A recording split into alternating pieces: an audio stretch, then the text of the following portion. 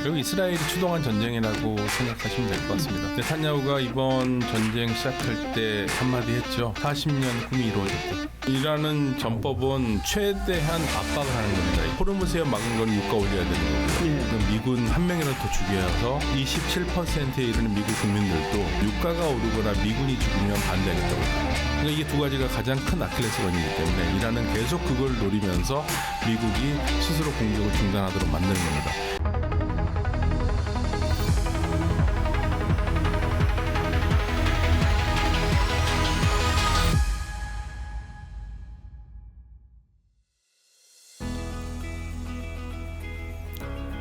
안녕하세요.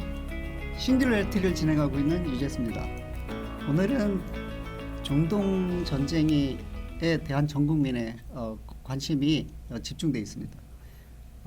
이와 관련해 가지고 이란과 미국의 이 분쟁이 어떠한 그 측면을 갖고 있는지에 대해서 전문가님을 모시고 상세히 한번 들어보도록 하겠습니다. 여러분들 너무나 잘 아시는 서강대학의 유로메나 연구소의 교수님이신 박현도 교수님을 모셨습니다. 안녕하세요. 네, 안녕하십니까.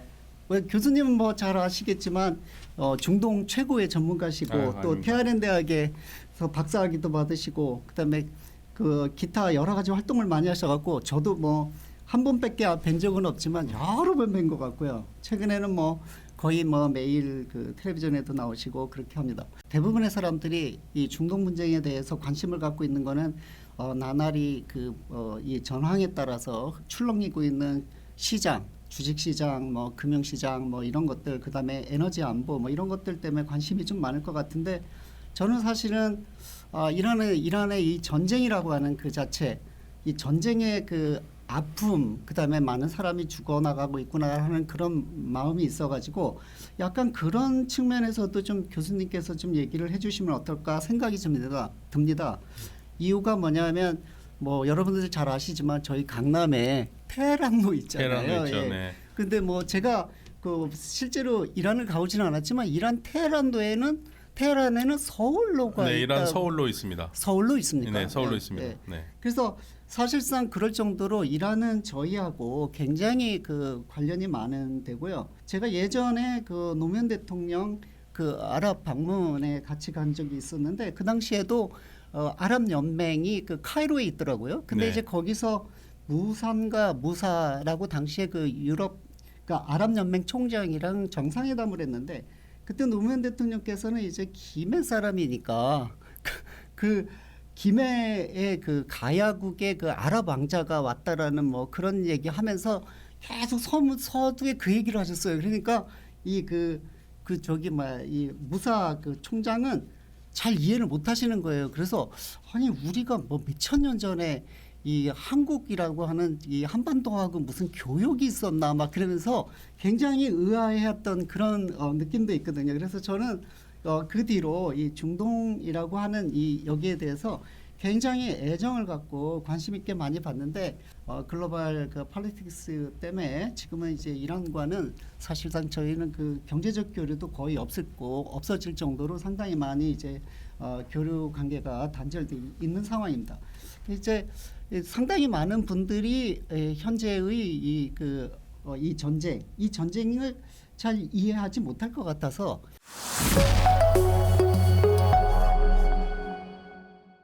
도대체 어떤 이유 때문에 이렇게 전쟁이 시작됐는지 조금 말씀을 좀 해주시면 좋을 것 같습니다. 이해를 편을 위해서. 사실 그 전쟁의 핵심이 되는 거는 결국에는 이란이라는 나라가 정상적으로 작동하면은 위협을 느끼는 나라가 있죠. 이스라엘. 결국 이스라엘이 추동한 전쟁이라고 생각하시면 될 것 같습니다. 네탄야후가 이번 전쟁 시작할 때 한마디 했죠. 40년 꿈이 이루어졌다. 40년이니까 지금이 2026년이니까 1986년부터 예. 꿈을 꾸었다는 거죠. 본인이 정치할 때부터. 네. 예. 그래서 어떤 꿈이냐면 그게 이스라엘이라는 나라가 이란을 혼자 공격하기는 어렵습니다. 예, 규모 면에서도 굉장히 크고요. 지리적으로도 많이 떨어져 있지 않나요? 근데 미국의 도움 없이는 할 수 없거든요. 예. 그러니까 네타냐후의 꿈은 미국이 이란을 공격해 주는 거. 미국이 이란과 전쟁해서 이란을 때려주는 거 이게 이스라엘의 꿈인데 그 꿈이 드디어 이루어진 거죠. 역대 어떤 미국 대통령도 거기에 말려들지 않았어요. 그러나 트럼프 대통령은 그런 얘기를 많이 합니다. 예, 주변에서 미국 역사상 최초의 유대인 대통령이다.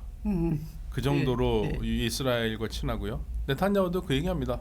역대 가장 좋은 대통령이라고 얘기했죠. 미국 대사관을 예루살렘의 어느 위치에서 네. 동예루살렘으로 옮길 그냥 거침없이 뭐 나쁜 일이든 좋은 일이든 내가 필요한 일은 거침없이 하는 나라가 된 상태에서 이스라엘이 그거 아주 가장 잘 이용한 상황입니다. 그러니까 결국 결론적으로 이 전쟁의 궁극적인 원인은 이스라엘을 위한 전쟁이다.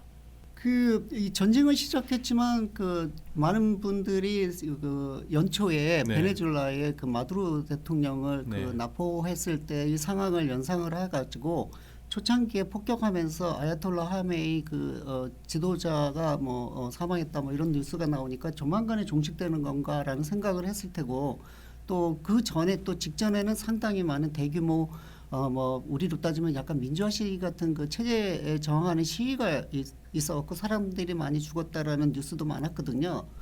그렇게 됐는데 지금 보면 그렇게 되면 이제 금방 베네수엘라처럼 뭔가 금방 상황이 정리될 거라고 생각을 했는데 지금 오늘 이 녹화하는 이 시점까지도 굉장히 상황은 점점 알 수 없는 오리무중으로 빠지고 있습니다. 그래서 이제 상당히 많은 전문가들이 미국 전략하는 그 정보 당국이 상당히 많이 오판을 하고 있지 않았나. 그리고 이란의 체제라든가 이런 거에 대해서 잘 알지 못하고 있는 거 아닌가 이런 느낌이 들었는데 그거에 대해서는 어떻게 설명해 줄 수 있죠? 일단 가장 쉽게 생각해 볼 수 있다면은요. 이란을 마두로의 베네수엘라하고 비슷하다고 생각했던 것 같아요. 일단은. 예. 그래서 처음에 모사드도 그렇고 CIA도 그렇고 하메네이를 제거하고 지도부를 제거하면 베네수엘라처럼 미국이 원하는 그러한 지도부가 들어서거나 민중 시위를 엎을 수 있다고 생각했던 것 같습니다.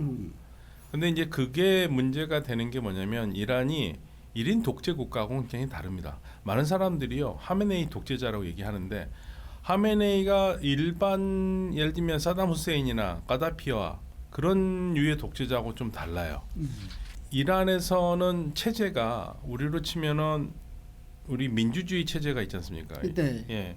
이거를 이슬람 체제가 감싸고 있는 하이브리드 민주주의거든요. 네.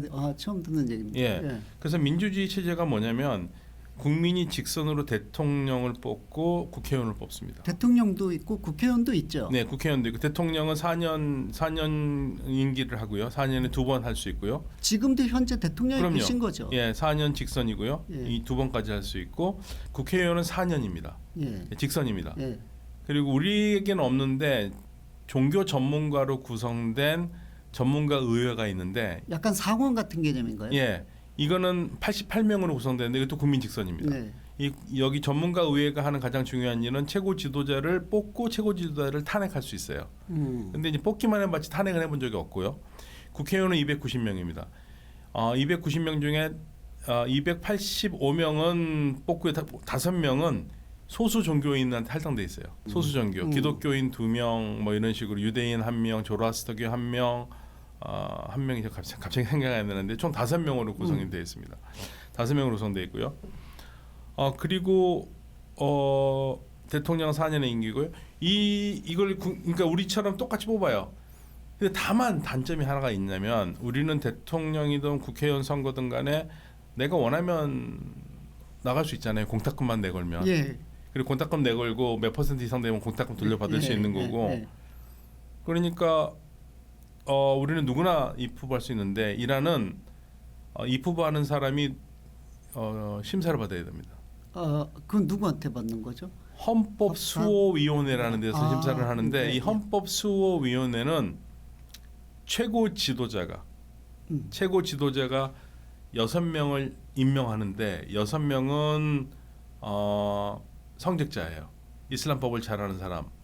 나머지 6명은 사법부 수장이 뽑거든요. 일반 법을 잘 아는 사람 중에서 일반 법을 잘 전문가인데 이슬람법을 아는 전문가를.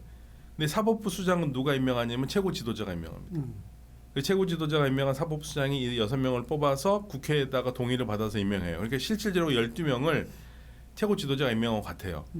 여기에서 모든 이란의 모든 선거를 관장합니다. 모든 선거를 관장하기 때문에 기본적으로 만약에 제가 이란 정부에 대해서 조금 안 좋은 얘기를 했다 그러면 출마가 안 돼요. 근데 이유는 안 알려줍니다. 이유는 안 알려줘요. 그게 이제 이게 이란의 단점입니다. 그러니까 우리하고 똑같은 민주주의인데 그 부분. 그러면 그 헌법수호위원회가 신정 정치의 그 하나의 그 핵심이라고도 할 수 봐야죠. 있죠. 예. 예, 그래서 이 설명을 드리면 그래서 민주주의 제도가 이렇게 있고요. 그걸 이슬람 체제가 갖고 있는데 네. 이슬람 체제의 핵심은 최고 지도자. 최고 지도자는 종교 지도자입니다. 종교 지도자가 최고 지도자고요. 종교 지도자가 국가 원수입니다. 네. 대통령이 아니라 국가 원수는 최고 지도자고 국방권, 정보권, 외교 결정권 이런 것들을 최고 지도자가 가지고 있어요. 근데 지금 현재 최고 지도자가 갑자기 그 사망을 했잖아요. 그런데 네. 어떠한 혼란도 있는 것 같지 않고 그냥 이렇게 스무스무스하게 자기 이 역할을 다 하고 있는 걸 보면 물론 이제 전쟁 상황이긴 하지만 그러면 약간 어떻게 보면은 이 의사결정과 관련되는 게 상당히 많이 이 분산화돼 있다 이렇게 볼 수 네, 있는 최고 겁니다. 그렇죠. 한 사람에 몰려 있지는 않아요. 최고 지도가 결국 마지막 결정을 하는데 최고 지도가 결정할 때까지 굉장히 많은 프로세스를 거칩니다. 예를 들면 국정조정위원회가 있는데요. 네, 네. 국정조정이 한 30명 넘게 있고요. 이런 데서 여러 가지 전문가들이 그리고 최고 지도자 주변에 고문들이 많이 있습니다. 그 고문들 이야기를 계속 듣고 그러니까 이게 결정이 최고 지도자가 이렇게 뭐 사담 후세인이나 이런 것처럼 이렇게 하는 게 아니라 상당히 많은 것에서 조언을 받고 여러 과정을 거칩니다. 그래서 이 이란 제도에서 이 바로 이 헌법수호위원회가 하는 역할이 굉장히 큰데 예를 들면은 왜 헌법수호위원회가 있는지를 한번 생각해 보셔야 돼요. 그러니까 우리는 국회에서 법을 만들면 통과해야 되잖아요. 네. 근데 이란은 이슬람 공화국이지 않습니까? 네. 그러니까 이 국회에서 법을 만드는데 그 내용이 이슬람 율법에 이슬람적인 정신에 어긋난다. 났다. 그러면 뭐 예, 그러면 헌법수호위원회가 받아가지고 야 이거는 이슬람 정신에 어긋나는데 하고 쉽게 말하면 반환을 해. 안 돼. 네. 그러니까 이제 네. 국회에서 열받잖아요. 예. 이게 처음 할 때는 거의 50%가 이게 잘려 나갔어요. 그러니까 이제 국회에서 너무 화가 난다. 네. 이게 말이 되느냐? 이거 문제가 있지 않느냐? 그래가지고 헌법수호위원회가 거부한 법률을 심사를 할 국정조정위원회가 만들어집니다. 예. 예, 그래서 국정조정위원회에서 오케이 하면 통과되는 거고 안 하면 이제 끝나는 거거든요. 이렇게 아주 법 하나도 이렇게 복잡한 과정을 거치게 돼 있어요. 그러니까 중요한 거는 이슬람법 정신에 맞아야 된다. 그런데 왜 그걸 갖다가 좀 듣다 보니 좀 약간 의문이 가는 게 네, 그 이슬람법을 샤리아라고 하지 않습니까? 네, 샤리아. 그러면 샤리아 위원회라고 그래야지 왜 헌법이라는 약간 저기 그 민주정치 용어를 쓰고 있는지 좀 약간 특이하네요. 네, 그러니까 이란에 헌법이 있거든요. 헌법 예. 이슬람 헌법이라고 생각하니까요. 그게 이제 네. 샤리아 정신을 다 갖고 있는 건가? 샤리아 정신을 담고 있는데 그런데 일반 법을 만들다 보면은 기본 정신에 좀 달라질 수 있지 않습니까? 예, 맞습니다. 그런 거를 거른다라는 얘기죠. 정신적으로. 네. 그렇고 네. 이란 외교장관인 아바스 아라그치 이분이 알자지라 방송에 나와갖고도 서방이 특히 미국이 이란의 체제를 너무 오판하고 있다. 이란은 그렇게 어떤 한 사람에 의해서 모든 게 다 되는 게 아니다. 그리고 합의 뭐 그런 비슷한 얘기를 하고 그다음에 저 얼마 전에 보니까 뭐 주중 이란 대사도 중국 방송에 나와갖고 이란에 대한 그 체제를 설명하면서도 역시 비슷한 내용을 강조를 해서 저는 좀 약간 걱정스러운 게 뭐냐면 자 그러면 지금 현재 저항하는 거는 이렇게 여기저기에서 뭐 지역 사령관이나 이런 분들이 자율적인 어떤 권한을 갖고서는 이렇게 저항을 하고 있을지는 모르겠지만 만약에 협정 지금 이제 뭐 어차피 전쟁이라는 건 계속 가는 건 아니고 종전을 해야 되는데 그러려면 협정을 맺어야 되는데 그런 협정에 가장 엔터티 가장 중요한 사람은 지금 이제 후임으로 선출된 최고 지도자죠. 최고 지도자. 왜냐하면 최고 지도자가 일단 아무튼 국가 원수예요. 국가 원수로. 네, 국가 원수고 결국에는 최고 지도자가 그러니까 많은 분들이 최고 지도자를 독재자라고 부르는데 조금 어폐가 있습니다. 제가 뭐 최고 지도자를 좋아하는 것도 아니고 뭐 제 종교도 아니기 때문에. 근데 이란에는 그 누구가 지금 최고 지도자가 된다 할지라도 현재 헌법을 바꾸지 않는 한 최고 지도자는 누가 되든 간에 똑같아요. 누릴 수 있는 권한이 굉장히 많습니다. 결정할 수 있는 권한이 입법, 사법, 행정을 다 통합할 수도 있습니다. 그 정도로 권한이 헌법으로 되어 있습니다. 그러니까 다른 나라는 독재라고 그러지만 이거는 이란 헌법에 그렇게 되어 있는 거예요. 그러니까 헌법을 바꾸는 수밖에 없어요. 그래서 그게 이제 개혁파들이 누가 굉장히 예를 들면 이 체제는 우리가 이슬람 체제는 좋긴 한데 헌법 우리 지도자가 너무나 현실 정치에 많이 관여하게 되니까 우리 지도자는 종교적으로 예를 들면은 그 로마 교황처럼 이렇게 좋은 일 얘기만 하고 실질적으로는 대통령이 하면 되지 않느냐 그렇게 바꾸자고 하려면 그런 마음을 가진 사람이 최고 지도자가 돼서 헌법을 바꾸자고 제안을 해야 돼요. 그러면 그때 그게 가능한 거고 지금은 그게 가능하지 않으면 결국에는 최종 결정은 최고 지도자가 내리는데 그 결정을 내릴 때까지 그 과정이 수기 과정이 있다는 얘기죠.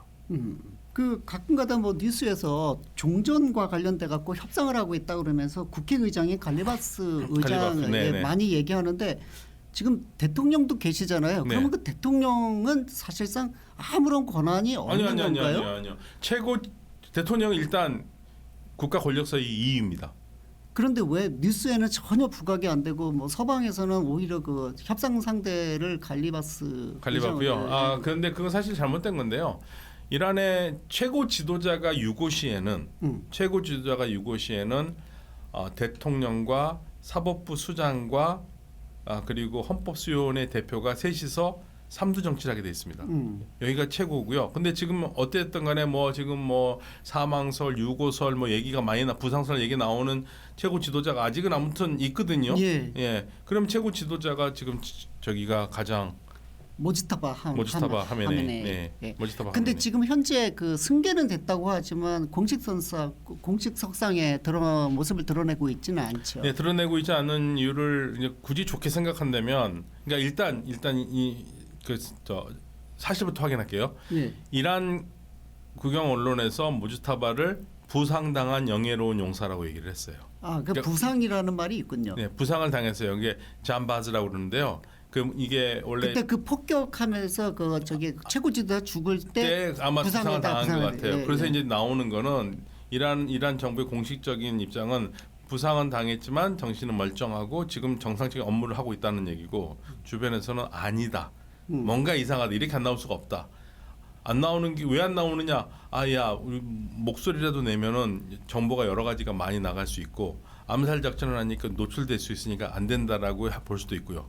아닌 쪽에서는 진짜 뭔가 문제가 있다. 우리는 어떤 게 맞는지를 몰라요. 그러나 현재는 아무튼 이란 정부는 최고 지도가 살아있고 최고 지도가 결정을 하고 있고 휴전 협정도 지금 협상 테이블에도 나가라고 얘기를 했다는 거예요. 그러니까 최고 지도자가 있는 걸 생각을 하는 수밖에 없죠. 지금 현재로서.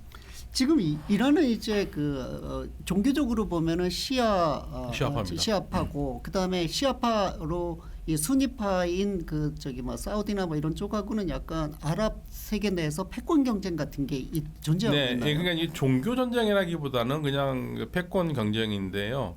사실은 사우디아라비아하고 이란하고는 덩치 차이가 너무 크기 때문에 사우디가 이란과 싸우기가 어렵습니다. 덩치 차이가 크다고 하는 거는 이란이 훨씬 더 훨씬 크죠. 국민도 거의 9천만이고요. 사우디는 자국민 한 2,500만, 2,600만밖에 안 됩니다. 그리고 병력 차이가 그 사우디가 공군력을 훨씬 좋죠. 왜냐하면 이란은 공군력 제재를 받으니까 새로운 비행기가 없으니까. 그래서 이란은 그걸 다 미사일로 지금 다 메꾸고 있는 거고요. 둘이 사이가 나빠서 좋을 건 하나도 없는데 왜 그러면 이란과 사우디가 사이가 안 좋아지냐면 사실 이란 잘못도 있습니다. 양측 잘못은 다 있어요. 그러니까 잘못을 굳이 따져보자면요.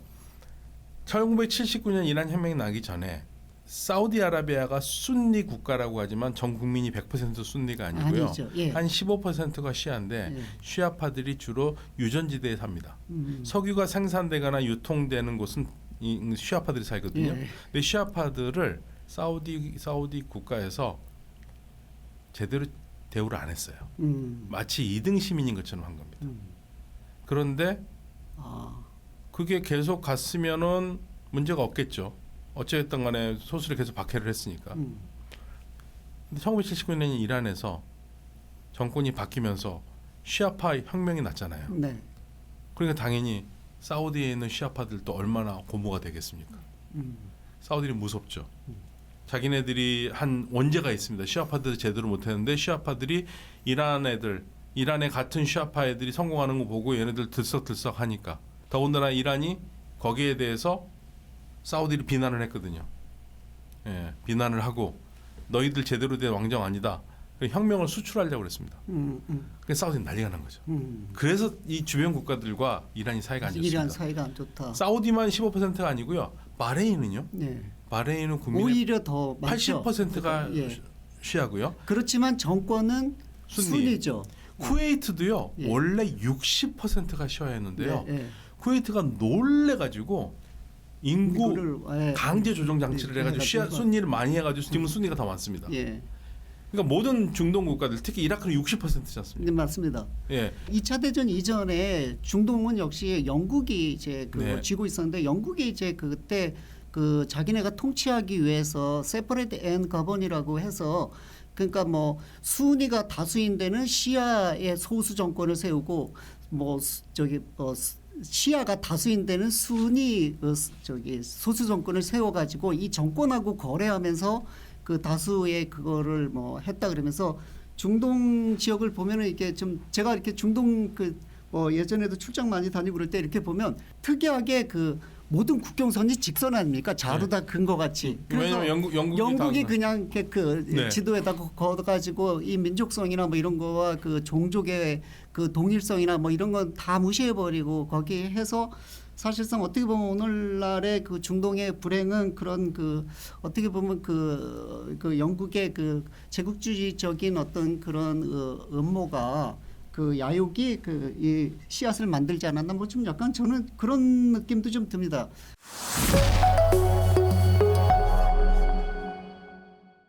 결국은 이제 그 이란이 핵 관련되는 거를 개발하고 있어갖고 이제 미국이 이제 거기를 폭격하고 뭐 그렇게는 하고 있는데 실질적으로 보면은 그거와 관련해서 계속 그 양국 간에 미국과 이란, 미국을 뭐 중심으로 한 뭐 EU, 뭐 프랑스, 뭐 이렇게 다 중국, 러시아까지 전부 다 해갖고 그 상당히 많은 그 협정을 맺어 왔고 그걸 또 지키고 막 그랬는데 사실상 이제 트럼프 대통령이 일방적으로 탈퇴하면서 또 다시 이제 뭐 협상하는 지금 와중에 이제 이번 전쟁이 났다고 그렇게 알려져 있거든요. 네. 그래서 그건 어떤 과정으로 이렇게 봐야 되는 거죠? 그러니까 이란은 평화적인 핵 개발을 명목으로 해가지고 평화적 핵 개발을 했는데요. 그게 알려지지 않은 시설을 2002년에 갖고 있다가 예. 아마도 이제 그 이스라엘에서 파악을 했고 그거를 당시에 반정부 체제 인사들에게 전해줘서 2002년에 반정부 조직이 이란이 비밀리 핵시설을 가지고 있다고 폭로하면서 이란 핵 문제가 불거지기 시작합니다. 이란은 이제 평화적인 핵 개발, 전력 개발이라고 얘기를 했지만 중수 공장은 굳이 필요가 없거든요. 평화적인 핵 개발에. 그게 이제 의심을 많이 샀고 아라크 중수 공장 뭐 그러면서 미국도 제재를 시작을 했고 결국에는 제재가 심해지면서 이란도 미국과 협정을 하죠. 그래서 그 당시 협정을 우리가 안전보장 상임이사국 플러스 독일이 한 편을 먹고 이란과 해서 2015년 7월에 포괄적 공동 계획이라는 것으로 JCPOA가 해면서 어느 정도 일단락이 됐어요. 근데 그때도 문제가 된 게 뭐냐면 금융 제재가 안 풀려서 예, 맞습니다. 스위프트 제재는 그러니까 결국에는 빛 좋은 개살구가 된 거죠. 예, 그래서 이란을 갖다가 국제 금융망에서 퇴출시켰죠. 그러니까 사실은 쩔뚝발이 경제가 됐고요. 근데 그래도 그나마 그런 희망은 있었습니다. 근데 결정타를 매긴 건 2017년에 트럼프가 대통령이 되면서 이란의 제일 먼저 한 얘기가 오바마하고 맺은 협정 버리고 나하고 다시 맺자고 그러는데 아니 이란이 미쳤습니까 그걸 하게.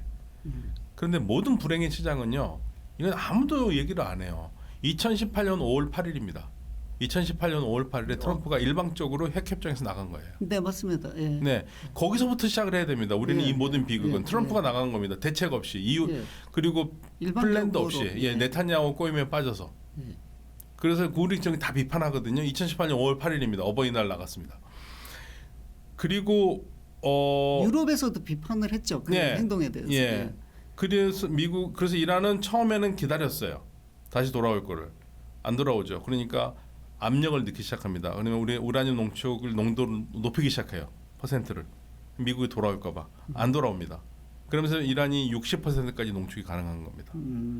그리고 협정을 다시 2024년에 이제 1기 때는 하나도 안 했고요. 그다음 트럼프가 다시 정권을 잡아서 2024년에 다시 협상을 시작하거든요. 그런데 트럼프의 협상은요. 협상이 아닙니다. 협박입니다. 그러니까 이란은 뭐냐면 야 우리가 NPT 체제 안에 들어있는 나라고 NPT 체제에 있는 나라는 평화적인 핵 개발을 해서 자국 내에서 우라늄 농축을 전농축을 할 수 있는데 그걸 왜 못하느냐? 3종 유지를 못하느냐? 그런데 미국은 한국처럼 사오라는 거예요. 그런데 이란은 계속 그걸 주장합니다. 우리는 주권 국가니까 우리나라에서 전농축을 하겠다. 3.67%의 우라늄 그 원료, 예, 발전소 원료, 연료, 그 다음에 의료용 19%, 20%좀 못되게 그걸 하겠다는데 미국은 안 된다는 거죠. 절대 안 된다. 그러면서 결국에는 실랑이를 벌이다가 6차 회담을 하기로 돼 있었습니다. 6차 회담을 날짜 잡아놓고 바로 때린 거죠. 이스라엘이. 그 당시 그 조 켄트 지금 이제 그만뒀는데 미국의 그 국가 테러 센터장하고 그다음에 조나산 파월이라고 영국 국가안보 보좌관이 인터뷰하면서 그 당시에 그 트럼프 대통령이 때리기 바로 직전에 그 이스라엘하고 네타냐후하고 트럼프 대통령이 그 이란을 때리기 바로 직전에 이란이 엄청 과거하고는 전혀 다른 획기적인 제안을 했다는 보도가 그게 지금 그건 2차고요. 예. 제가 말씀드린 건 1차입니다. 1차는 예, 작년 6월. 작년 6월. 예, 작년 6월에 협상 중에 때렸습니다. 그때도 협상 중에 때려. 요번에도 5차 끝나고 6차 잡아놓고 6차 하기 전에 때렸어요. 이스라엘이 먼저 때렸습니다. 이스라엘이 들어가고 미국은 나중에 6월 13일 날 전장 시작해가지고 6월 22일에 미국이 B2로 이렇게 그 벙커 버스터를 해가지고 핵시설 파괴했지 않습니까? 그리고 6월 25일에 야 전쟁 그만하면서 미국이 일방적으로 끝낸 거죠. 그 1차 전쟁입니다. 그리고 나서 다시 12월 29일에 네탄야후가 트럼프를 만나러 갑니다. 만나러 가가지고 한 말이 재밌습니다. 이란이 탄도미사일을 많이 소진했다고 생각을 했는데 전쟁이 끝난 다음에 7월부터 이란이 굉장히 빠르게 탄도미사일을 새로 만들기 시작합니다. 그러니까 이제 네타냐후 걱정이 되는 거예요. 저 탄도미사일 없애야 되는데.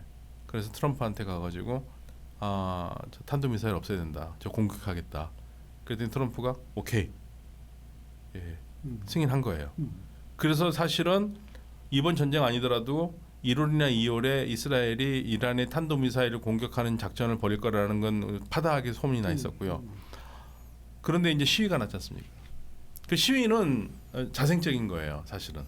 이란이 아얀데 은행이라는 게 있거든요. 아얀데. 아얀데 은행이 2013년에 만들어진 은행인데 여러 조그만 은행이 합병해가지고 만든 은행이에요. 아얀데라는 말은 페르시아어로 미래라는 뜻입니다. 미래은행.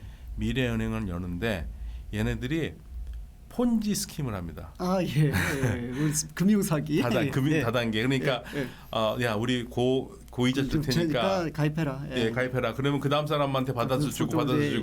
그래서 어느 정도로 받았냐면요.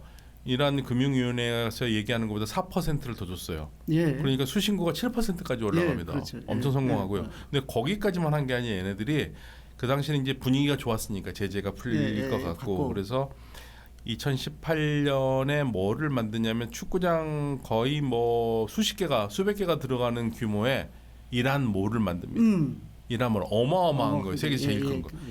그런데 그 이란몰을 만들기 위해서 이란몰이라는 자회사를 만들어서 거기에 자기의 자본을 70% 갖다 부어요. 2018년이 되면은 그래서 전 세계가 이제 이란 경제가 풀리면 엄청나게 투자를 할 것이다. 그건 뭐 잘못 생각은 아니죠. 그렇죠. 그때는 좀 약간 그런 분위기가 있었죠. 근데 2018년 5월 8일에 트럼프가 나갔지 않습니까? 맞습니다. 그러면서 이제 완전히 망한 겁니다. 그러면서 여기가 이제 감당을 못하게 되고요.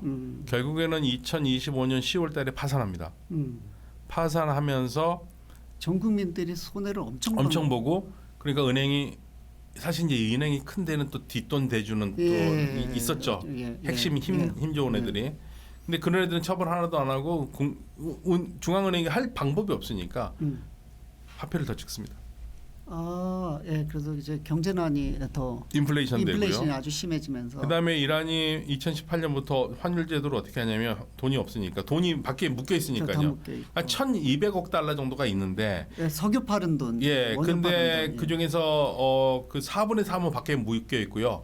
이란이 갖고 있는 건 300억 달러밖에 없어요. 이 300억 달러로 해야 되니까 방법이 없으니까 환율을 차등 환율을 줍니다. 그래서 필수 물건을 수입할 때는 환율을 싸게 주고 두 번째는 좀 더 비싸게 주고 세 번째는 그냥 자유시장. 그런데 문제는 뭐냐면 상인들이 이 권력자들이지 않습니까? 나는 이제 가장 생필품을 해가지고 아주 싸게 환율을 받아가지고 수입해가지고 팔아야 되는데 그걸 100% 안 하고 몇 %만 하고 나머지 그거를 자유시장에 돈을 뿌리면 환차가 엄청나지 않습니까? 그런 식으로 하면서 환율도 흔들려요.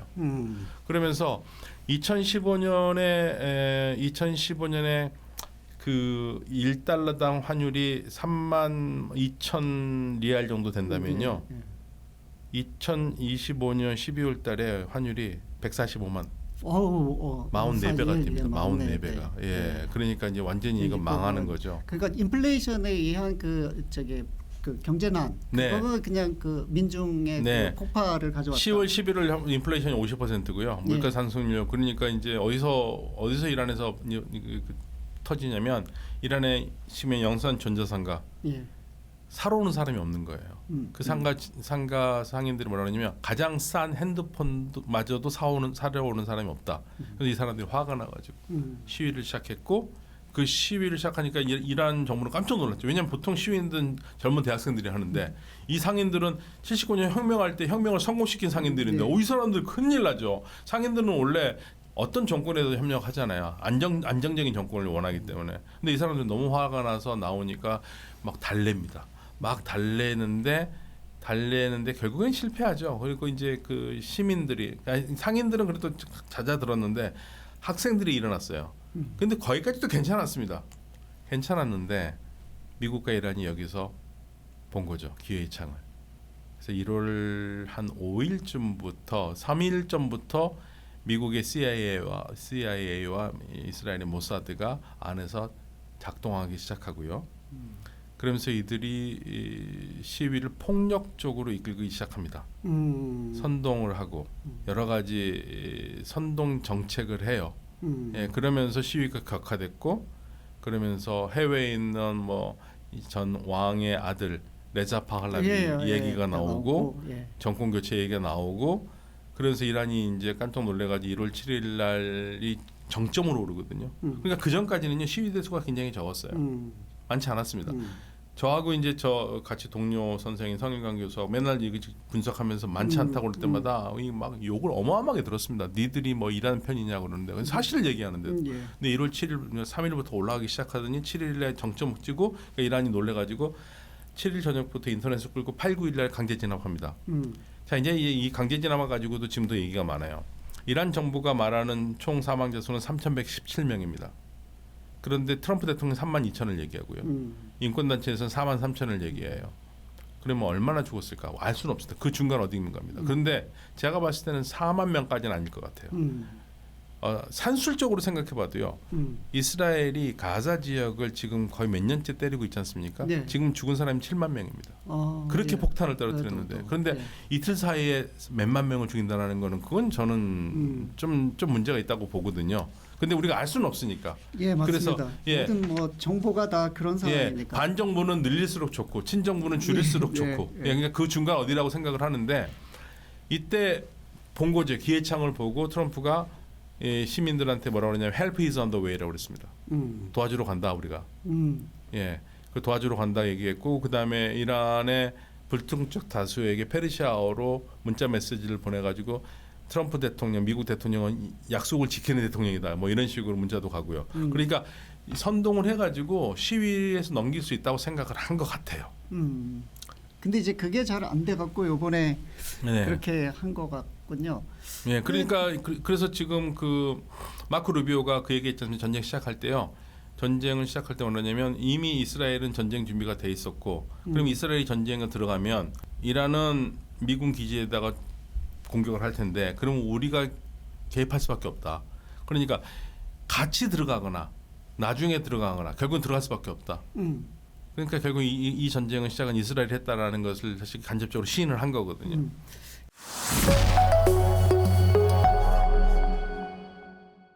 지금 전쟁이 지금 한창 진행 중이고 어떻게 진행될지는 아무도 뭐 예측하기가 불가능하긴 하지만 그래도 뭐 전쟁의 한편에서는 지금 뭐 협상이라는 그 카드가 지금 뭐 서로 뭐 거짓말인지 뭐 진실인지는 알 수 없지만 뭐 연락하고 있다 뭐 협상을 하고 있다 뭐 이런 식으로 좀 약간의 그런 보도도 있긴 해요. 그렇지만 이제 뭐 결국은 전쟁은 이제 어떻게든지 결론이 나지 않을까 싶은데 제가 그래서 AI 모델 그거 요즘에 최근에 많이 유행하잖아요. 그래서 AI 모델 그 분석한 자료를 우연히 봤는데 보다 보니까 되게 특이한 게 그 뭐 지금 이제 저희가 많이 쓰는 제미나이 그다음에 챗GPT 그랑 뭐 이런 그 AI 모델 4개한테 물어봤더니 이 전쟁은 그 영어로 테이퍼링 뭐 명시적인 뭐 악수하고 평화적으로 그 평화 협정을 맺는다든가 아니면 그 아주 심하게 막 전면전을 하고 지상군 들어가고 심한 전면전을 한다라고 하는 그런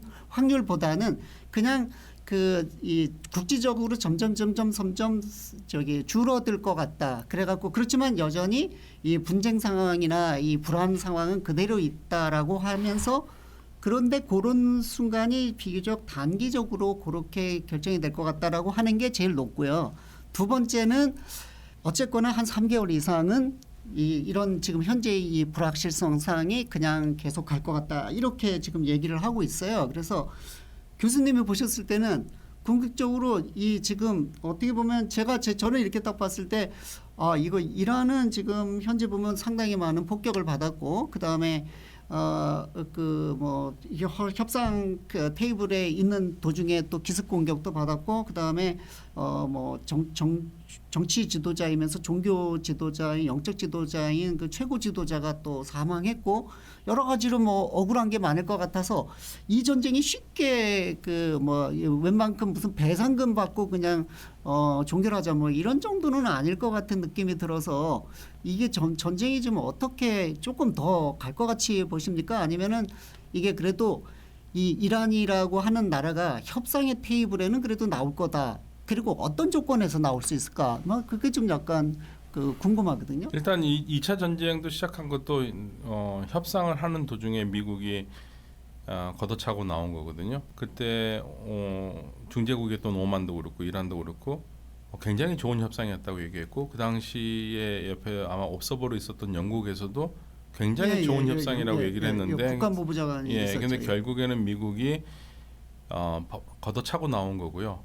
그것도 마치 3월 2일에 비엔나에서 협정 그 세부적인 안을 협정하기로 한 상태에서 2월 28일 공격하는 거거든요. 그래서 지금 보면은 그동안의 그 협상은 그냥 때리기 위한 명분 쌓기였다라는 생각이 많이 드는데 그렇게 시작을 한 거거든요. 그러니까 이란은 두 번 다 협상 상태에서 속아서 당한 겁니다. 그러면 이번에 협상을 한다 해도 또 당할 가능성도 굉장히 커요. 그런데도 협상 테이블에 앉을 생각이 있나요? 일단은 오늘 나오는 거 얘기 들어보면은 뭐 최고 지도자가 일단 미국과 협상을 하고 결론을 내리는데 좋다고 얘기를 했기 때문에 아락치가 얘기를 했습니다. 아락치 외교장관이. 그래서 협상은 나올 것 같습니다. 이제는요. 근데 저는 이제 어떻게 생각을 하냐면 미국이 또 협상에서 지금까지 나오는 거는 예전과 똑같이 이란이 받아들일 수 없는 조건을 얘기하면서 명분을 쌓는 게 아니냐. 그러니까 뭐 제일 먼저 48시간 안에 안 하면 호르무즈 해협을 풀지 않으면 발전소를 다 때리겠다고 그러더니 갑자기 12시간 남은 상태에서 5일 정도 더 말미를 쥐고 협상을 하겠다. 근데 그 5일이라면 이번 주 금요일 우리 시간은 토요일까지거든요. 근데 금요일 날 그러니까 우리 시간은 토요일 날이면 중동 지역으로 미국 해병대가 도착합니다. 그러니까 이게 작전을 준비해놓고 있는 거기 때문에 항상 그런 스타일이에요. 먼 주고 그 안에서 또 때리고 그래서 이번엔 또 그럴 가능성이 굉장히 커요. 협상 결렬이다 하면서 또 때릴 가능성이 큽니다. 협상이 결렬이다. 미국의 해병대 몇 명 갖고 이란에 뭐를 공격할 수 있죠? 아니 그러니까 이란 같이 그렇게 인구도 많고 큰 나라를 제 생각에는 미국 해병대와 주변 국가들을 또 군대가 같이 합 수도 있고요. 그다음에 반군 세력이 있으니까 반군 세력도 움직일 수 있습니다. 쿠르드 반군이라든지 그다음에 미국이 은밀하게 자꾸만 불을 지피는 IS 애들도 있어요. 그러니까 우리가 하나 지금 풀리지 않는 수수께끼가 뭐냐면 이라크에서 계속 나오는데 이라크 안바르 지역에 IS 테러리스트를 이 가둬놓은 캠프가 있거든요. 예. 그 캠프를 이라크가 공격하면 미군이 막습니다. 예, 그거 왜 그러겠냐 생각해 보면 나중에 뭔가 필요할 때 전략적으로 필요할 때 쓰겠다. 그런 거죠. 예. 그래서 이번에는 전쟁이 끝날 것이냐 안 끝날 것이냐 사실 얘기하기는 어려운데요. 일단은 가장 확실한 거 말씀드리면 트럼프 대통령이 말한 4주에서 6주가 4월 11일이에요. 예. 예, 4월 11일이 되고 근데 오늘 네타냐후가 뭐랬냐면 전쟁은 이스라엘이 결정할 때 끝난다고 얘기했습니다. 네, 미국이 이미 어렵게 시작했으니까 본인들은 확실하게 이스라엘은 절대 끝내고 싶은 마음이 없어요. 없는 그리고 거죠. 이번 협상도 안 될 가능성이 큰 거는 이스라엘이 끼어들으면 안 됩니다. 이스라엘은 결국 해방할 거니까. 예. 그리고 이란이 내거는 조건 중에 하나가 이란과의 전쟁뿐만 아니라 레바논 전쟁도 멈추라고 그러거든요. 예. 레바논 전쟁 멈출 리가 없습니다. 이스라엘이. 그러니까 일단은 이란이 말하는 협상 조건이 안 될 거고요. 두 번째로 이란은 배상을 요구하고 있거든요. 근데 배상은 가능해요. 제재를 풀어주면 되니까. 예, 그것만 해도 그걸로 통치니까. 근데 예. 이제 세 번째가 가장 중요한 거는 협상을 할 때 종전 협상을 하자는 거거든요. 다시는 불가침. 예. 물론 지켜줄진 모르겠지만 하여튼 그래도 굉장히 그 전하고는 좀 다른 조건들이네요. 예, 그런데 그거를 미국하고 오케이 한다 하더라도 미국이 지킵니까? 저는 안 지킨다고 봅니다. 그래도 하여튼 그런 조건으로 네. 그 지금 이제 저는 이렇게 그 글로벌 뉴스를 좀 많이 보는 편인데 이렇게 보다 보면 그런 느낌이 듭니다. 그러니까 이 전쟁과 관련해서 미국 지식인들도 많이 분리가 돼 있어요. 그래서 뭐 예를 들면 저희가 많이 아는 그 니알 퍼거슨 역사학자 하버드대 교수 되게 유명하신 분인데 이분은 이 그 이란의 그 레짐 체인지가 정당하다라는 그 약간 옹호하는 측면이 있고 그다음에 그 뭐 약간 좀 부정적인 분들은 레짐 체인지 불가능하다. 이 그 너무 성급하게 생각하는 것 같다. 그래서 뭐 기껏해야 그냥 레짐 알터네이션 약간 정권을 조금 약간 그 뭐 순화하는 정도 뭐 그 정도는 모르겠지만 레짐 체인지는 뭐 어렵다라고 하는 사람이 이제 그 리차드 하우스 그 저기 뭐 이 전미협회 CFR이라고 거기 이제 그 뭐 회장 그분은 이제 그렇게 얘기를 하고 있어요. 그래서 이제 저는 이제 근데 상당히 많은 미국의 그 그 미국 지식인 중에 미국 정부에 대해서 이 전략적으로 문제가 있다라고 얘기하는 사람들의 공통점이 뭐냐면 적어도 미국이 완벽하게 뭐 지상군을 해서 레짐 체인지를 완벽하게 하지 않는 그 유일한 카드 외에 어떠한 협상도 미국은 저기 이 중동의 그 이 전쟁을 시작하면서 얻은 것보다는 이런 게 훨씬 많다. 이렇게 지금 네, 저는 제 지론은요. 미국은 전쟁하지 않고 협상으로 얻을 수 있는 게 더 많은 나라가 이란이라고 생각합니다. 전쟁에서 좋은 나라는 이스라엘밖에 없어요. 예, 그러니까 지금 이제 현재 미국은 지금 이란과 이 협상 테이블에 앉으면은 얻을 건 다 얻을 수 있다. 네. 예, 그러니까 굳이 전쟁까지 할 필요가 없는데 그럼요, 이스라엘 때문에 하고 있다. 그러니까 이란은 전법은 지금 승리가 아니라 최대한 압박을 하는 겁니다. 그러니까 호르무즈에 막은 거는 유가 올려야 되는 거고요. 예. 그리고 계속 공격하는 건 미군 한 명이라도 더 죽여서 그러니까 이란 지금 트럼프 대통령의 그 이란 공습을 지지했던 첫날 2월 28일 날 27%에 이르는 미국 국민들도 조건이 뭐였냐면 유가가 오르거나 미군이 죽으면 반대하겠다고 그랬거든요. 그러니까 이게 두 가지가 가장 큰 아킬레스건이기 때문에 이란은 계속 그걸 노리면서 미국이 스스로 공격을 중단하도록 만드는 겁니다. 지금 많은 분들이 잘못 오해하신 있는 거 하나가 이란은 절대 선제 공격하지 않습니다. 이란은 지금까지 전쟁 시작해서 지금까지 선제 공격을 해본 적이 없어요. 맞은 만큼 보복해요. 그러니까 딱 만약에 tit-for-tat이네요. 네. 왜냐하면 제가 항상 하는 얘기지만 이란은 약자거든요. 예. 약자는 강자를 먼저 못 때립니다. 못 왜냐하면 때렸다가 더 맞으니까. 예. 그래서 사람들은 자꾸만 이란이 때린 것만 강조를 해요. 그러니까 이번 전쟁의 가장 비윤리적인 게 뭐냐면요. 방송에서도 했습니다. 다른 건 몰라도 이란은 악마화하지 말자. 우리까지 그럴 필요 없다고 생각을 하고 있거든요. 그런데 얼마나 편파적이냐면 만약에요. 이란이 오폭을 해서 이스라엘의 초등학교 여학생들이 175명이 죽었다. 그건 있을 수가 없는 일이죠. 전 세계 그리고 만약에 오폭을 해서 아랍 국가 쪽에 있는 미국 초등학교 어린이 175명이 죽었다. 그러면 지금 세계는 어떻게 됐을까요? 완전히 뭐 이란은 이란은 완전히 쓰레기 국가가 돼도 만약 사탄이 아무 말도 하지 않습니다. 그리고 사람 표적 살해하는 게 너무 쉬워요. 사람 죽이는 게 제거됐다, 일리미네이트 됐다고 하는 게 너무 너무 잔인해요. 알리 라리잔이라는 최고 국가안보회 사무총장을 죽였다고 되게 떠들고 시끄럽고 언론에 했었잖아요. 근데 알리 라리잔이 한 명 죽이기 위해서 알리 라리잔이는 벙커에 숨지도 않았어요. 자기 딸 집에서 있었습니다. 그 집을 알아가지고 폭탄을 떨어뜨렸는데 그 집만 떨어뜨린 게 주변까지 다 떨어뜨렸거든요. 최소 100명이 죽었습니다. 알리 라리잔이 한 명 죽은 거. 예. 근데 이제 저희 뉴스에서는 그 사람이 제거된 걸로만 예, 그 사람 제거된 것만 나오죠. 예. 그 목숨을 잃었던 100명 또는 어떤 데서는 500명까지 얘기하더라고요. 예. 그 사람들에 대해서는 전혀 얘기가 없어요. 얼마나 잔인합니까? 만약에 똑같은 폭탄이 떨어져 가지고 이스라엘이나 미국에서 그랬다면 얼마나 수선스럽겠습니까? 그리고 저는 더 이번 전쟁에서 위선이라고 생각하는 게 이건 어떻게 침략 전쟁입니다. 이거는 100% 침략 전쟁이에요. 이건 국제법에도 어긋나는 거고 이란이 선제 공격할 아무것도 없었습니다. 침략 전쟁인데 그럼 입만 떼면은 자유 정의를 얘기하는 서방 유럽 국가들이 적어도 한마디라도 침략 국가라고 침략했다는 말 한마디도 안 하고요. 오히려 이란을 비난합니다. 그러니까 이게 도대체 세상이 아무리 아군과 적군으로 나눠 있다 하더라도 판단을 해야 되지 않은가.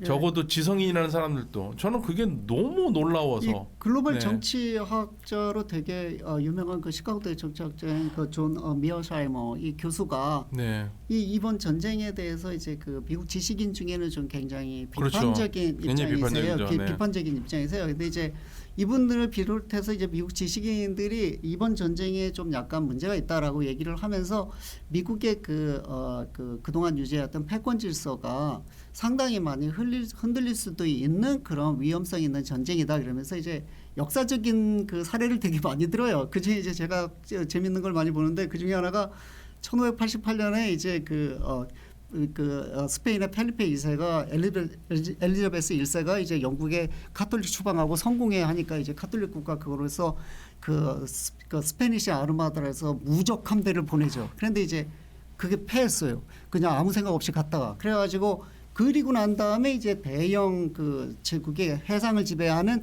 대형 제국의 번영이 있었던 거예요. 근데 이제 또 사실상 이렇게 보면 이제 비슷한 상황으로 수에즈운해 사건이 있었거든요. 예, 그러니까 그 1950 몇 년도에 그러니까 56년도에 수에즈 그렇죠, 56년. 네. 56년에 수에즈운해 사건에서 나세르가 이제 수에즈 운하를 국유화하니까 이 이스라엘하고 그 당시에도 이스라엘 그다음에 영국 프랑스가 들어가 갖고 했잖아요. 그래서 이제 수에즈 모먼트라고 하는데 그때 이제 그렇게 해 갖고서는 수에즈 운하를 이제 요충지니 갖다 그 점령을 했는데 그때 미국 대통령이 그 2차 대전 영웅이었던 아이젠하워 대통령이 영국을 압박을 해서 영국이 그 당시에 맞습니다. 이제 네. 대제국이면서도 불구하고 그 달러 패권이 이제 파운드 패권이 무너지고 달러 패권으로 옮겨가면서 이제 그 국채 위기가 막 심하고 뭐 그래서 이제 외환보유고가 부족하니까 IMF에다가 그 돈을 달라고 요청을 하고 있었는데 그거 승인을 안 해주는 거예요.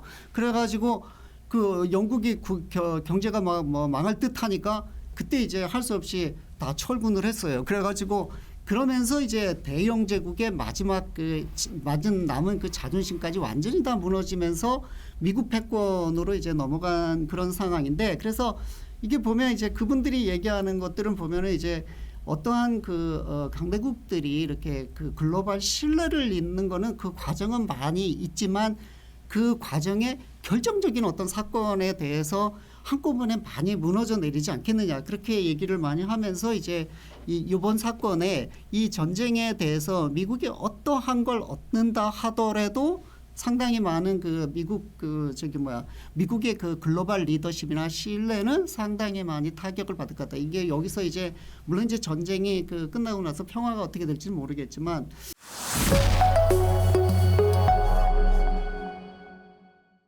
그래서 저희가 지금 이제 교수님한테 한번 말씀드리고 싶은 이란에도 오래 계셨고 또 그 이란 그 지리도 잘 알고 계신데 뭐 이제 저희 뉴스 틀면 맨날 나오는 게 호르무즈 해협에 대한 거 그래서 지금 제가 생각할 때는 전 국민이 호르무즈 해협에 대해서는 뭐 거의 저희가 한강 수계보다 더 잘 알고 있지 않을까 싶어요. 근데 백령도 저희는 국민들이 북한하고 접경지역인 백령도에 대해서 어떤 섬이 어떻게 있는지도 모르는데 저희는 지금 이제 호르무즈 해협의 그 모든 거를 다 빠삭하게 알 정도로 맨날 들여다보고 있는데 호르무즈 해협이 지금 약간 위기다. 뭐 그러면서 이제 뭐 각국이 뭐 거기를 통과한다 안 한다. 뭐 그리고 뭐 적성국은 통과한다 못 한다 그러는데 이 전략적인 이쪽에 결국은 앞으로 이 호르무즈 해협에 저희도 이제 에너지 그 시큐리티가 굉장히 큰 상황인데 이 호르무즈 해협과 관련돼서 저희도 그렇고 글로벌리 지금 유가가 굉장히 심하게 뛰고 있는데 지금 향후 어떻게 진행이 될 것 같습니다. 사실은 이제 호르무즈 해협이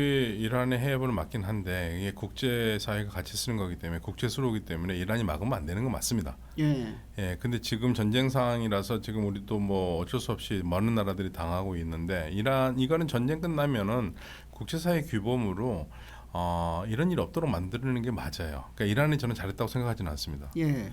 예, 그러니까 그걸 막아갖고 네, 글로벌 예, 그런데 지금 그 글로벌하면서 미국에 영향을 주겠다는 거거든요. 그런데 이란은 그거를 사실은 이게 예를 들면은 이 국제적으로 중요한 수로니까. 근데 그거를 지금 뭐 미국은 그거를 열기 위해서 다국 조건을 만들겠다는데 모든 나라 다국 조건 가는 건 바보 같은 짓이고요. 다국 조건 없이 할 수 있는 문제고.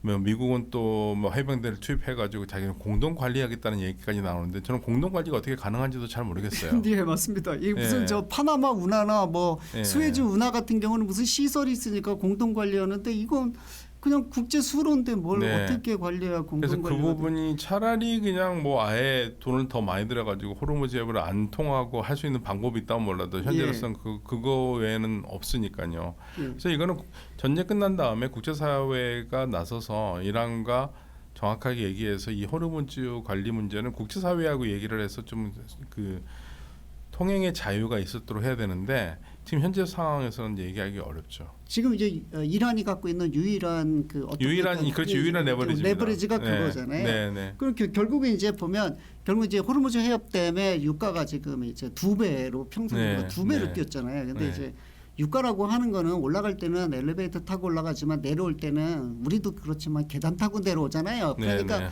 사실상 이 그 뭐라 그럴까 이 인플레를 야기해가지고 전 세계가 지금 굉장히 힘든 상황이고 그런데 뭐 이제 일각에서는 그러더라고요. 뭐 이거는 뭐 이스라엘의 의지와 미국의 의지와 관계없다. 이 전쟁은 글로벌 경제난 때문에 미국도 뭐 11월 중간 선거까지 트럼프 대통령이 이 전쟁을 계속 끌고 가면 이 국민들이 이 가솔린 그 가격의 그 불만과 그다음에 지금 인플레 가격 때문에 더 이상 견디지 못할 거다. 특히 지금 사실상 그 전까지만 해도 AI 붐 타고 미국 주식시장도 그렇고 뭐 한국 주식시장도 그렇고 뭐 천정부지로 막 뛰고 있었는데 그거에 가장 밑을 받쳐준 게 바로 연준이 금리 인하를 지속적으로 해 나간다라고 하는 그런 컨센서스가 그 투자자들이 있었거든요. 근데 이제 최근에 보면은 이게 이제 물가가 막 뛰고 막 그렇게 되니까 전쟁으로다가 다 뭐 유가도 하고 뭐 또 제한적인 그런 제한적으로 쓸 수 있는 그런 위기 상황까지도 이제 막 비상 뭐 대책 뭐 그다음에 각국이 비축유도 막 내고 막 이런 상황이 되다 보니까 지금은 이제 금리를 내린다고 했던 게 동결만 해도 올린 것 같은 느낌이 드는데 지금 각국의 중앙은행이 이제 올리겠다고 이제 약간 나오는 상황이거든요. 그러면 이제 경제가 완전히 국민들의 민심이 돌아서 갖고 그다음에 전 세계에 다 그런 문제가 되면 글로벌리 좀 어려움이 있으니까 결국은 이거는 전쟁은 경제가 끝낼 것 같다 이런 얘기가 많거든요. 그래서 사실상 지금 트럼프 대통령도 뭐 최근에 뭐 폭격하겠다 그랬다 한 5일 정도 뭐 유예를 둔다고 하는데 네. 그 사이엔 무슨 일이 그러니까 지금 이제 저도 참 재밌게 봤는데요. 그게 동부 시간으로 저녁 7시 44분에 한 거고요. 예. 그게 우리로 치면은 이제 그게 화요일 아침 8시 44분에 이제 결선이 나는 시간이었는데 예. 12시간 전에 그러니까 바로 직전에 36시간을 지난 최후 시점에서 통첩을 하고 예. 그러니까 그 48시간 안에 호르무즈 해협을 열지 않으면 이란의 민간 그 전력 시설을 다 때리겠다고 그랬지 않습니까? 예. 그런데 그걸 때리기 12시간을 남겨놓고 갑자기 5일간 말미를 얘기를 했거든요. 그래서 이제 미국의 분석가들이 도대체 36시간 동안 무슨 일이 있었는가를 얘기를 했었을 때 몇 가지 얘기를 하더라고요. 첫 번째로 얘기를 하는 게 일단 이란이 움직이지 않는다는 얘기죠. 예, 이란이 움직이지 않는다. 이란은 안 받을 거다. 네, 이란이 움직이지 않고. 근데 이제 모든 문제 중에요. 근데 사실은 이 트럼프 대통령이 결정을 하는데 영향을 준 건 이란은 아니란 얘기예요. 예. 예. 다 자국민들 자국민의 자국의 예. 그 어떤 여러 가지 보고가 있었다. 예, 처음에 지금 현재 미국이 지금 전비에서 쓰고 있는 게 1초당 11,500달러입니다. 1초당 그런가요? 11,500달러를 예, 쓰고 예, 있고요. 예. 그런 어마어마한 예. 그리고 2달 동안 쓴다면은 400억에서 900억 달러를 쓴답니다. 그런데 지금 2천억 달러 증액을 요청해 놨거든요. 예. 2천억 달러를 증액을 하면 보통 160일을 더 쓸 수 있는 돈입니다. 그것만 예, 다 그것만 쓴다면은. 갖고. 예. 그런데 그게 의회 통과가 어려울 거라는 보고가 나왔다는 거예요. 그 지금 현재 근데 전쟁에 대한 지지는 높은 거 아닌가요? 미국의 그 기본적인 의회 꼭 그런 것 같지 않습니다. 공화당은 높아요. 공화당은 높죠. 공화당은 전체적으로 70%고요. 예. 공화당의 마가는 92%가 찬성합니다. 예. 많이 차이가 트럼프 대통령은 거기에서 약간 으쓱으쓱한 게 있어요. 공화당 마가들이 좋아하니까요. 미국 국민들의 전체적인 그건 부정적입니다. 약간 부정적인가요? 네, 부정적입니다. 예. 그런데 일단 그게 통과지 못할 것 같다라는 불안감, 그리고 전반적으로 유가가 계속 올라서 결국에는 갤런당 7달러가 돼서 민주당에게 선거를 완전히 질 것 같다는 불안감, 금리 인하를 기대했는데 금리 인하가 안 된 거에 대한 불안감, 그런 여러 가지가 합쳐서 결국에는 이란이 문제가 아니라 그 국내 경제 문제예요. 경제 때문에 다 오일을 연기했다라는 얘기입니다. 예. 근데 그 지금 말씀하시는 교수님 말씀하시는 그거는 저는 그렇게 생각하는데요. 이 경제 현상이라고 하는 거는 한번 심리적인 타격이 가면 그게 복구되는 거는 금방 뭐 하루 아침에 없었던 일이 되는 건 아니거든요. 예를 들자면 이런 겁니다. 뭐 예를 들자면 사실상 이제 저는 이번 전쟁을 뭐 이거는 거의 다른 분들도 그렇게 얘기를 많이 하는데 러우 전쟁 하나 뭐 옛날 그 오일 시아크하고 관계 없다. 이거 그거보다 훨씬 크다. 일단 뭐냐면 뭐 오일 시아크라고 하는 그 79년도에 79년 오일 시아크를 보면 뭐 석유는 계속 그 호르무즈 해협을 통과했고 대신 그 가격을 담합을 해가지고 가격을 높인 거였잖아요. 근데 지금은 석유가 없는데 뭐 가격이 호가가 많이 높아봤자 뭐 구할 수가 없는데. 그리고 지금 그 국제 에너지 위원회에서는 이게 지금 70년대 오일 쇼크보다 더 위험하고. 그러니까 이 오일 쇼크라는 말이 안 통할 것 같고, 왜냐면 공급이 없는데 뭘 가격만 높아봐야 무슨 상관이 있습니까? 그러니까 이 상황이 안 좋은데요. 트럼프 대통령이 그나마 계속 전쟁을 할지도 모른다라는 비관적인 전망을 가지고 있는 사람은 지금 트럼프 대통령이 전쟁을 그만둘 거라고 생각하는 많은 경우는 중간 선거에서 이길 수 없기 때문에 그만둘 거라고 생각을 하잖아요. 그런데 또 한편에서는 아니다. 트럼프 대통령 중간 선거 포기한다. 중간 선거 포기하고 역대 미국 대통령도 하지 못한 일을 해서 업적으로 가지려고 한다. 그러면 이란은 박살을 내겠다는 얘기죠. 이란에 대한 문제는 완전히 중동 문제는 정리하겠다. 네. 그렇게 나올 수도 있다는 얘기입니다. 그렇게 되면 전쟁이 길어질 수 있다는 얘기입니다. 근데 지금 사실상 보면은 지금은 그 당시에는 오일적인 문제고 러시아도 그렇고 오일적인 문제였지만 지금은 그 교수님도 많이 말씀하셨지만 이쪽 그 호르무즈 해협을 통과하고 있는 건 천연가스도 있고 기타 또 특히 비료 같은 거는 사실상 저도 농사 져봐서 알지만 제때 뿌려주지 않으면 1년 농산물에 지금 농사 망하게 생겼고요. 망하게 생겼잖아요. TSMC 같은 경우에는 지금 더 하기 어렵답니다. 헬륨이 못 들어오니까. 없어가지고. 근데 카타르가 헬륨을 거의 다 공급을 하는데 거기 못 들어오니까요.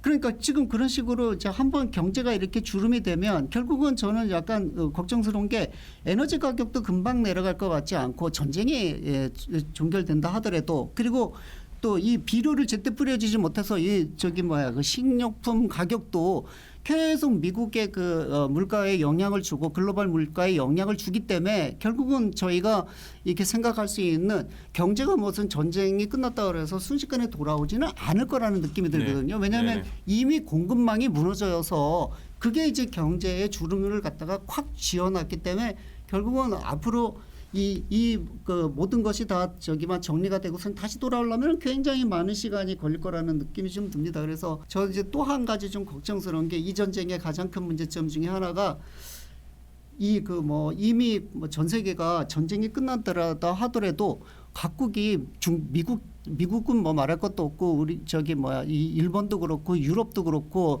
중동도 그렇고 전부 다 이제 국방비를 많이 늘려서 이거 뭐 내가 좀 지켜야 되는 거 아닌가 이렇게 생각하지 않을까요? 내 자신을 지켜야 되겠다. 그러면 뭐 방위 산업은 뭐 크게 뭐 뛰긴 하겠지만 이 뭐 그동안 그 국민의 그 복지나 이런 쪽으로 갔던 그런 그게 이제 전쟁 물자 만드는 대로 전 세계 그 경제가 상당히 많은 부분으로 돌아가지 않겠는가? 그러면 이거야말로 전체적인 저희가 생각했던 그런 과거의 세계와는 좀 다르게 이제는 상당히 많은 거에 그런 쪽에 우리가 그 희생을 해야 되는 그런 경제 시스템을 가지 않을까라는 그런 우려도 있어요. 그래서 네네. 이 전쟁에 대한 걱정이 좀 많습니다. 뭐 한 가지 좀 더 말씀드리고 좀 여쭤보고 싶은 게 사실상 이 뭐 한편에서는 이 전쟁이 중국의 그 패권을 그러니까 중국이 지나치게 1대1로 이따일로 이 정책으로다가 중동에 많이 해서 이게 그거에 대한 견제 측면에서 뭐 이 전쟁이 있다 뭐 이런 측면에서 크게 보면은 미중 패권 경쟁의 하나의 측면이다 이렇게 얘기하는 사람들도 있어요. 그래서 근데 보면 중국은 가만히 있거든요.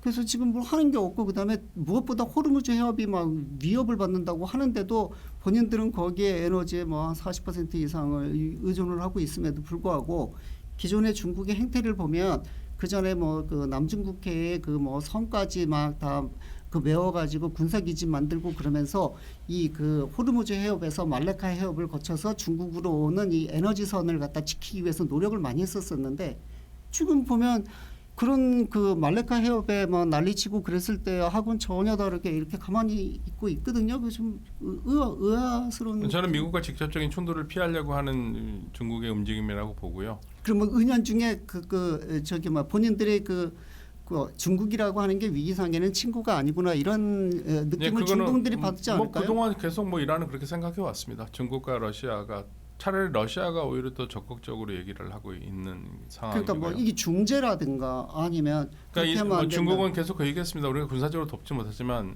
외교적으로 돕겠다. 결국은 못 도와준다는 얘기죠. 네, 그런 얘기입니까? 예, 목표는 못 도와준다는 얘기고 다만 바이두 위성을 쓰고 있거든요. 지금 이란이요. 저기 그 위성망이 그 인터넷망 같은 게 파괴됐나요? 아니요, 그 위성망을 쓰고 있는데 예. 바이두 위성을 쓰고 있기 때문에 여러 가지 미군에 간 정보들은 주고 있는 것 같습니다. 예. 네. 그러니까 위성망을 네. 저기 바이든 왜냐하면 지난 6월 유지를 해주고 있습니다. 지난 6월 전쟁부터 바꿨습니다. 미국 GPS를 안 쓰고 중국 바이두를 쓰기 때문에 지금 그리고 러시아도 아마 많은 정보를 줘서 이란이 이번에 정확하게 타격하는데 상당히 기여를 했던 것 같아요. 그래서 그런 부분에서 양국은 도와주긴 하지만 또 하나 제가 이제 어제 한동안 트위터에서 굉장히 화제가 됐던 얘기인데 미국의 이제 그 전역한 대령 이 군사 전략 이런 것도 굉장히 유명한 사람이 하나 있습니다. 네. 맥그레거 전 대령이라고요. 무슨 말을 전했냐면요. 요즘 자꾸만 뭐 이란 쪽에다 핵무기를 쓰겠다라는 얘기들이 있지 않습니까? 전략에 뭐 미국도 쓸 수 있고 뭐 이스라엘도 쓸지 모른다 계속 얘기가 나왔는데 거기에 대해서 푸틴이 그런 말을 했다는 것 같아요. 만약에 이스라엘이 니네들이 이란 쪽에다 핵무기를 쓰면 러시아가 이스라엘에 핵무기를 쓰겠다고. 그러니까 핵 전쟁은 안 된다. 핵은 이제 배제해라. 배제하라. 그래서 그 예. 조건에서 빠져나간 것 같고요. 그러면 이 상황에서 이란이 사실은 기댈 만한 나라는 없습니다. 그래서 유일하게 지금 이란 편을 공개적으로 들어주는 나라는 러시아입니다. 러시아. 예, 러시아는 그나마 들어줍니다. 그래서 지난번에 주영 러시아 대사와 인터뷰를 하는데 그 기자가 러시아는 이번에 중립이냐 그랬더니 주영 러시아 대사가 뭐라고 그러냐면 어떻게 우리가 중립할 수 있느냐 지금 침략 전쟁을 당해 있는데 아무도 이란 편을 들지 않는다. 우리는 이란을 지원한다. 이렇게 얘기를 했어요. 예. 지금 러시아 사실상 러시아 우크라이나 전쟁은 지금 진행 중이잖아요. 예, 진행 중 그렇죠. 근데 이제 러시아는 저기 뭐 그 제재를 그동안 받고 있었었는데 이번 전쟁하면서 뭐 그 우랄 그 석유 제재한 것도 풀어져서 그런지 이제 그동안 디스카운트로다가 인도나 좀 사주고 그래갖고 엄청나게 디스카운트 됐던 게 지금 브렌트하고 이제 그 디스카운트도 하나도 없어지고 그러면서 뭐 이 그 국고 수입이 많이 좋아졌어요. 그러니까 네. 어떻게 보면 누가 뭐 많은 그 전문가들은 그 이제 이 이번 전쟁으로서 러시아 전쟁 수행 능력만 엄청나게 늘려졌다 뭐 이런. 네, 유럽은 계속 그 비판하고 있죠. 근데 이란 같은 경우에는 지금 그래도 믿을 만한 나라는 러시아밖에 없는 것 같습니다. 현재선 중국은 뭐 경제적으로 중요하니까 그래도 이란도 뭐라고 그러진 않겠지만 사실 이란은 계속적으로 양국에 대해서 그냥 불만이 있었습니다. 군사적으로 좀 도와줬으면 좋겠는데 군사적으로 도와주지 못하니까요. 이란이 계속적으로 방공망이 다 뚫리기 때문에 지금 엄청나게 막고 있지 않습니까? 예. 가끔씩 뭐 소가 뒷걸음치듯이 쥐잡는 경우도 있지만 거의 지금 계속 막고 있기 때문에 이란도 예. 지금 상당히 안 좋은 상황이죠.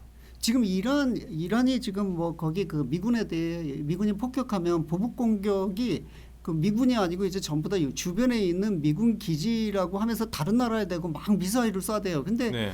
그 다른 나라들은 가만히 있는 것도 그것도 그러니까 지금 다른 나라도 특이한- 지금 한계까지 오긴 한 것 같은데요. 전략적 인내를 하고 있는 것 같습니다. 근데 지금 오늘 보니까 사우디하고 UAE가 이제 좀 더 적극적으로 나설지 모른다는 얘기가 계속 나오고 있어요. 그러니까 미국이 예. 원하는 바죠. 예. 미국이 원하는 바인데 왜 그동안 못 나섰냐면 쉽게 못 나섰냐면 보복 공격으로 이란이 너 죽고 나 죽자 하고 이란이 가지고 있는 모든 미사일을 주변 나라 국가들의 담수 시설이나 정유 시설이라든지 전력 시설을 때리면 실질적으로 아랍 국가들은 끝입니다.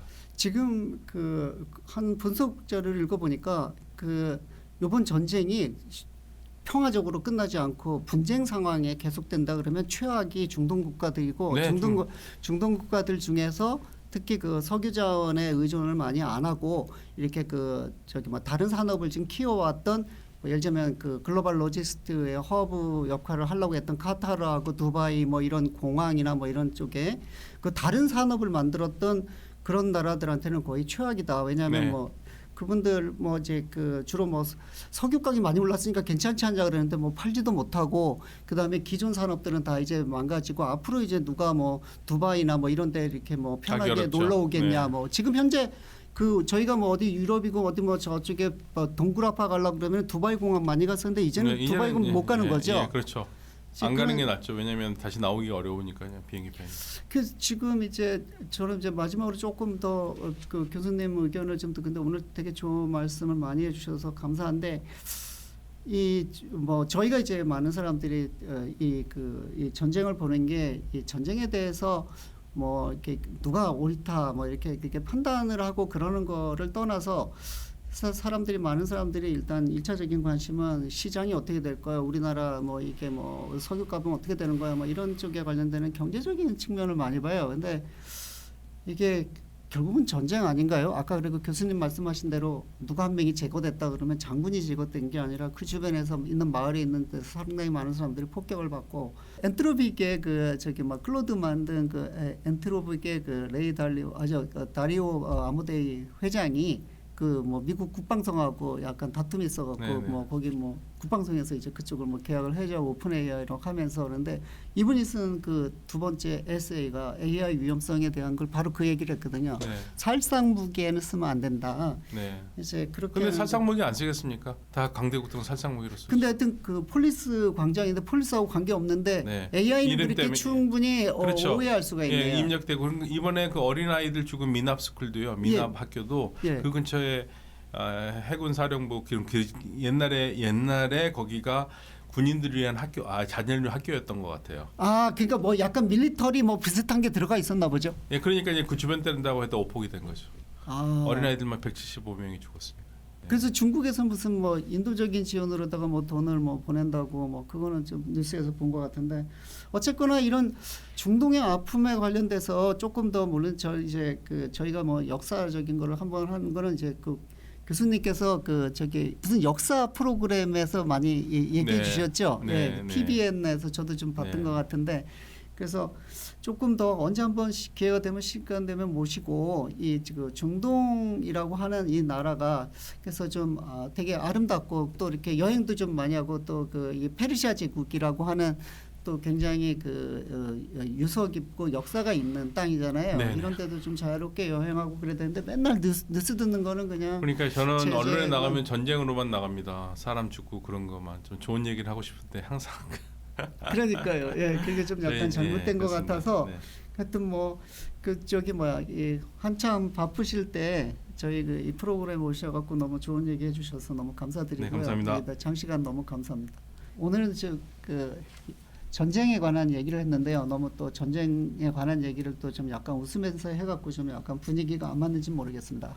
하지만 이 어느 나라가 뭐 잘못됐다를 떠나서 이 전쟁이라고 하는 그 아픔에 이 방송을 통해서 전쟁은 있으면 안 된다라고 하는 그런 교훈이 좀 잘 전달되기를 좀 바랍니다. 그게 저희의 목표이기도 합니다. 시청해 주셔서 감사합니다. 유재수의 싱글러리티였습니다. 감사합니다.